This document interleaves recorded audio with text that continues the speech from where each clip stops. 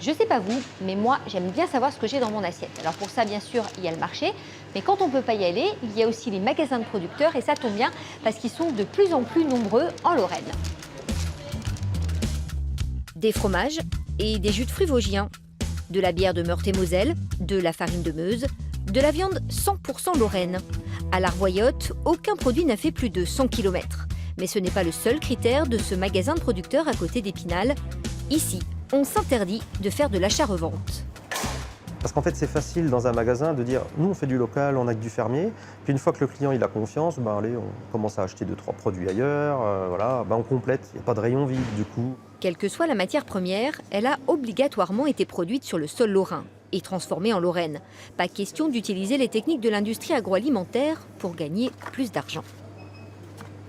En produits laitiers notamment, aujourd'hui en industrie, on fait du cracking, c'est-à-dire qu'on explose le lait complet et puis on va vous reconstituer un lait entier après en ayant repris les ingrédients, on rentre dans la norme, on met juste ce qu'il faut pour que ça soit bien, puis tout le surplus, je peux vous le vendre après sous d'autres différentes formes.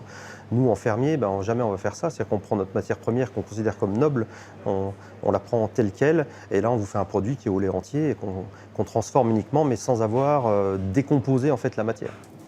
En plus, 70% des produits vendus sont bio. Le reste est en agriculture raisonnée. Un gage de qualité que les clients apprécient. Je préfère la viande d'ici que la viande des supermarchés. Là, on a des fraises. Je viens de faire des confitures, mais c'est un régal. Les fruits, c'est des produits bio, donc je suis plutôt dans cette consommation-là. Donc effectivement, la qualité est très importante pour moi aussi. Cerise sur le gâteau, ce sont les producteurs eux-mêmes qui tiennent le magasin. 7 jours par mois pour Marie-Claire. Elle est censée connaître tous les produits pour renseigner les consommateurs. C'est important, je connais à peu près moi tous les producteurs qui mettent dans le magasin, je suis capable de dire d'où ils habitent, quel produit c'est à eux, comment ils transforment à peu près, enfin voilà quoi. Et si je ne sais pas, il faut à moi de faire un pas de plus pour savoir quoi. On ne sait pas trop d'où vient le produit, donc ici on est à peu près certain qu'il vient d'à côté, on peut le vérifier facilement. Et on peut même visiter les fermes, c'est d'ailleurs ce qu'a fait Odile avec ses petits-enfants.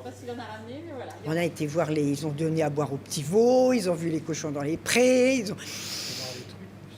Oui, c'est ce que je dis, c'est aussi l'élevage de truites, c'est important pour eux de voir. Une traçabilité qui crée une relation de confiance avec les clients. Monsieur Sylvain me connaît, il me propose, il m'avait réservé des jarrets. Des consommateurs de plus en plus exigeants et de plus en plus sensibles aussi à l'environnement. Moins d'emballage, moins de transport de produits. La demande est forte, notamment dans les grandes villes. Yannick et ses amis producteurs en sont bien conscients. Ils vont d'ailleurs ouvrir d'ici la fin de l'année un Revoyotte bis, mais à Vendeuvre-les-Nancy. Malgré un nouveau prêt bancaire et un timing déjà très serré, les producteurs lorrains y trouvent leur compte, et pas que financièrement. Un projet collectif, c'est intéressant. Il y a une gestion partagée, valoriser son produit, parler de son produit. En plus, on voit quand même les clients, vous avez vu dans ceux qui sont venus ce matin, on a un échange avec eux, c'est le prolongement de son produit, quoi. Une dizaine de magasins de producteurs ont déjà été ouverts en Lorraine. 4 verront le jour fin 2019 et d'autres sont en projet. Face au scandale de l'industrie agroalimentaire, ce modèle de vente a clairement le vent en poupe.